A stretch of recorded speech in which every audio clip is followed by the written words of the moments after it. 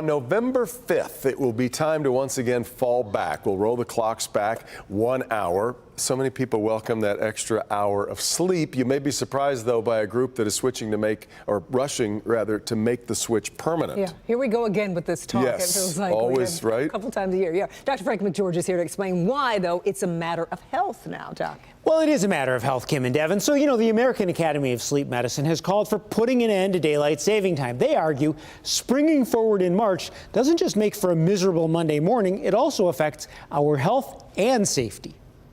Changing the clocks twice a year is a ritual we all know well, but falling back has real benefits because standard time better aligns with our body's own internal clock. Standard time would actually be the more beneficial time to make permanent. And the reason is that internal clock, that circadian rhythm, it's longer than 24 hours, so it's easier for us to stay up late and sleep in. But what keeps us aligned to the 24-hour day, wakes us up in the morning, is getting morning sunlight. And that would be more available if we were on permanent standard time. Dr. Kathy Goldstein is a sleep neurologist at University of Michigan Health. She says there are real risks to springing forward each spring. Because of both the loss of an hour of sleep and that mismatch of your internal clock with the external time, we see an increase in heart attacks, strokes, heart arrhythmias, mood disorders. People go to the ER and get admitted to the hospital more. As a result, the American Academy of Sleep Medicine has called for daylight saving time to be abolished with a permanent switch to standard time. Now, there is a lot of disagreement about this. Of course, many legislators have tried to put an end to switching the clocks, but actually they want to keep us on daylight saving time permanently instead.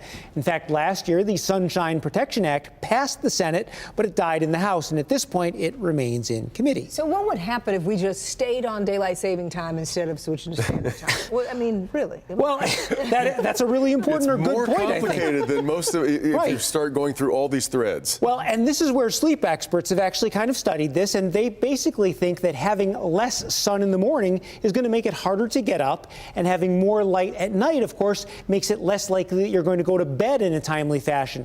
That ends up leading to a lack of sleep, and that chronic misalignment with our internal clock actually leads to more health problems, and that's why sleep experts actually favor standard time and the morning sun.